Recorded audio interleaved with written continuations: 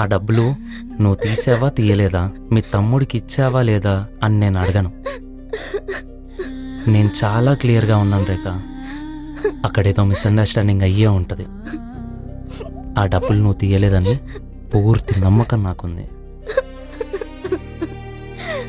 నేను నిజంగా తప్పు చేయలేదు కార్తిక్, నిజంగా చేయలేదు. నాకు తెలుసు నువ్వు ఎందుకు ఏడుస్తున్నావు చిన్నపిల్లలాగా. కార్తిక్ కళ్ళు తిరుగుతున్నాయి కార్తిక్. రేఖ రేఖ రేఖ రే ఏమైంది రేఖ? ఏయ్ అరే ఏమైంది? ఎలా ఉంది అత్తమ్మ దెబ్బ? దాన్ని చూస్తే నాకే పాపం అనిపించింది. ఆ మాత్రం పవర్ లేకపోతే ఎలా అత్తమ్మా? ఇంకో 2-3 దెబ్బలు పడితే దానంతలేదు బట్టలు సర్దుకొని వెళ్ళిపోతుంది. ఎక్కువ జాలి పడకత్తమ్మా, అది చాలా పెద్ద పాము. నిన్ను నన్ను కాటేస్తే ఏం చేయలేము.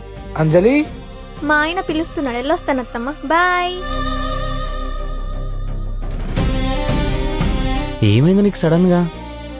ఏమో కార్తిక్, పొద్దున్నుంచి చాలా నీరసంగా ఉంది, కళ్ళు తిరుగుతున్నాయి. రేఖ ఒకసారి టెస్ట్ చేసుకుంటావా? నాకెందుకో డౌట్గా ఉంది.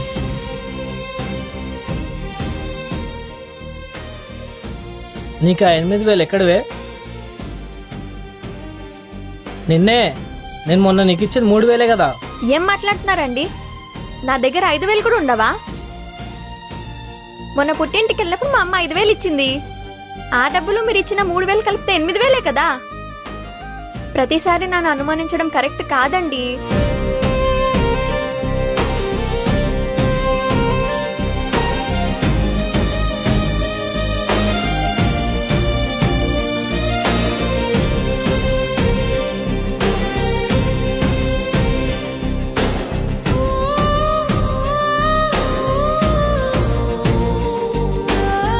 కార్తిక్, నేను ప్రెగ్నెంట్ అయ్యాను కార్తిక్.